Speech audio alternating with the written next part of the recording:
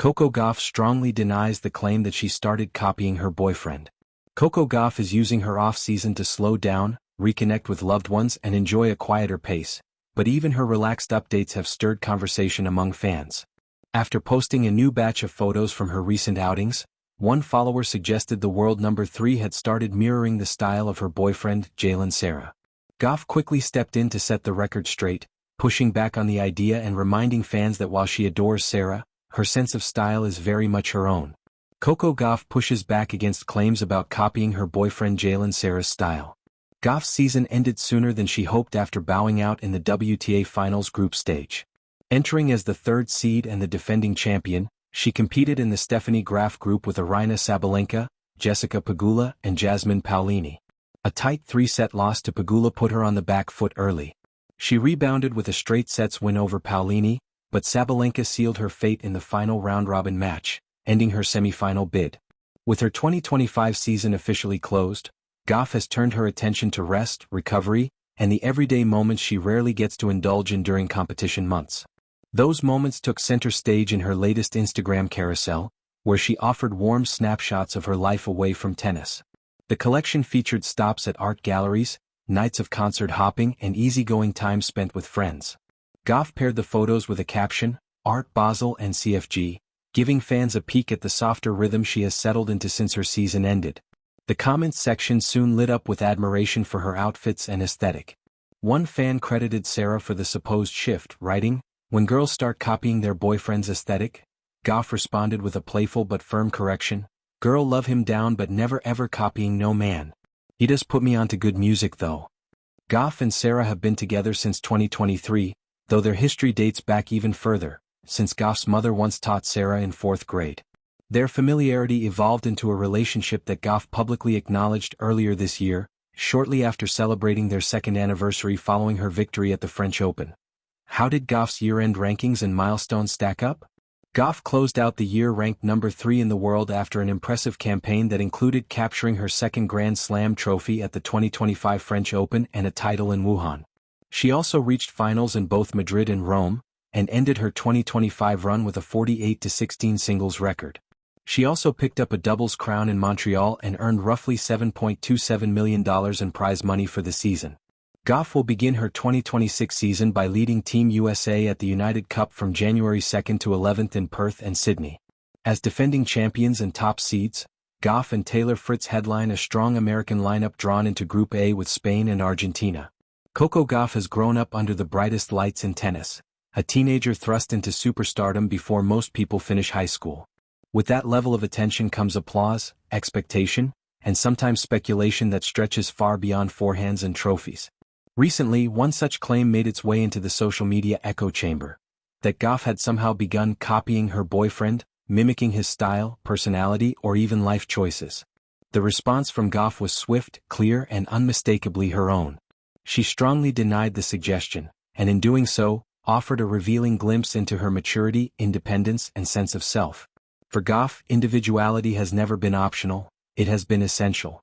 From the moment she burst onto the global stage as a 15-year-old defeating Venus Williams at Wimbledon, she has been carving her own path.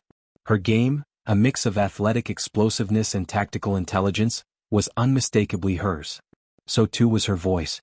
Whether speaking about social justice, mental health, or the pressures of fame, Gauff has always sounded grounded in her own convictions. The idea that she would suddenly lose that grounding because of a relationship struck many close observers as absurd. When asked about the rumors, Gauff didn't lash out or retreat into silence. Instead, she addressed them head-on with calm confidence. She emphasized that she remains deeply comfortable with who she is, both on and off the court. Relationships, she explained, are about support and shared moments, not about erasing individuality or absorbing someone else's identity. Her boyfriend, she made clear, does not define her choices, her style, or her ambitions. If anything, he exists on the periphery of a life already rich with purpose. The claim itself said more about modern celebrity culture than it did about Gauff. In an era where every outfit, caption, and gesture is dissected for meaning, young public figures, especially women, are often denied the right to evolve naturally. A change in fashion becomes imitation. A new habit becomes influence. Growth, curiosity, and experimentation are too easily reduced to the idea that someone else must be pulling the strings. For Gauff, the accusation felt like an attempt to shrink her complexity into a headline-friendly narrative. Her denial wasn't defensive, it was declarative. She spoke of personal growth as something that happens from within. As she matures, her tastes may change, her outlook may broaden, and her confidence may deepen. But those shifts are reflections of her own journey. The notion that a boyfriend could somehow overwrite years of discipline, family values, and self-awareness seemed almost laughable to her. Gauff has been shaped by early mornings on practice courts, by parents who emphasized education and humility, and by experiences that demanded resilience far beyond her years. There is also a subtle but important subtext to her response. The way young female athletes are often viewed through the lens of their relationships rather than their achievements. Gauff is a Grand Slam champion, a global ambassador for the sport, and one of the most recognizable athletes of her generation. Yet, a rumor about her personal life briefly threatened to eclipse those accomplishments. By firmly denying the claim, she reclaimed the narrative, reminding the public that her identity is not up for negotiation. Her fans largely rallied behind her, praising her for speaking up and maintaining her boundaries.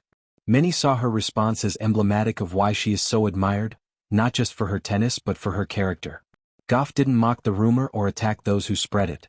She simply told the truth as she saw it, trusting that authenticity would speak louder than gossip.